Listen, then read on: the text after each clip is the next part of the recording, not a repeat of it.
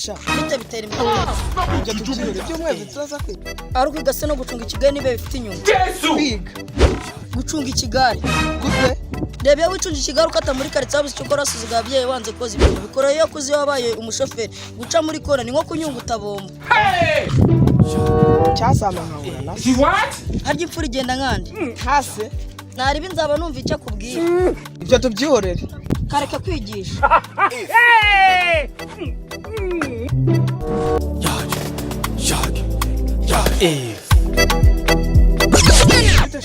shani ishati y'agahinda wambara tubyihorere by'umweru biri utaza kwiga ari ukwiga se no gukina biyi gifite agaciro n'iki kwiga gukina biyi gute rebe iyo wikiniye biye bikorera kuba warakuzaraba mu higi wajya gufata ifuku ugahita ukurura umuriro cyasama nkakubona ku munsi w'amanota ukuntu uzaba umeze genda uzambona no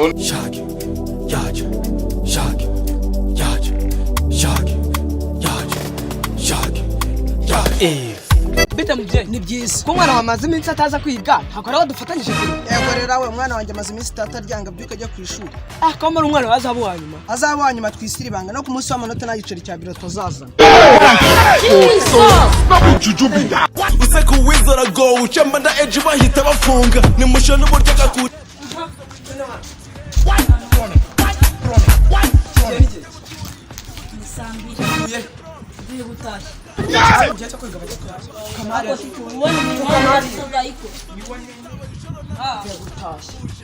Six imbere y'ibambo murara hubu ni wanayisoza konde witirifuza ubu nuzi kusota bahita bakinja turaheza fo kugira ngo batatukorera umuheta wamugizwe nande hano shasha ko mbona urenga ishuri ntabwo uzaba reba paketi kateye kapakijwe muri panda rero twajyana na papa ya papa uzibidaga nakoze muri covid maze ni umurabyo ngo banagora akayibona Josha inkoko yimi akakora ibikorwa byose fura warukoze hanyuma ari kugarari napfuka mwana watowe nande uwo yiyumva nkande yagize ngo iki kigo nice abahungu tukurusha imyaka ushaka gusara utarama hano sha iki ni gito isambiri reba ukuntu kije nta n'ifomu cyambaye ra Yesu we nubwo narinje kwiga nenje kwitorera biye natabyara hepfo cyangwa nosanga rukiye mu ishuri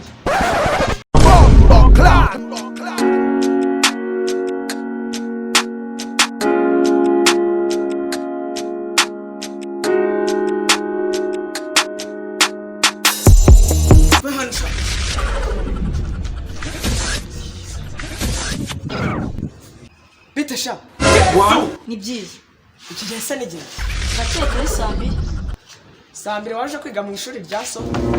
uticu urakeka nanje kwiga gusa nanje kwiga njye nanje kwitorera ikigare cyanjye nasize ari hepfo ntabwo nari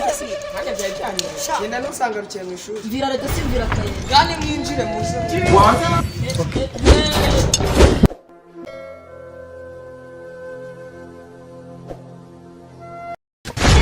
ko mbona umwana azaba uwa nyuma twisira ibanga no ku munsi w'amanota nta giceri cya biro tuzazana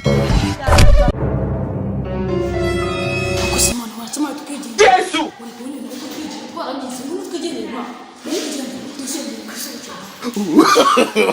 no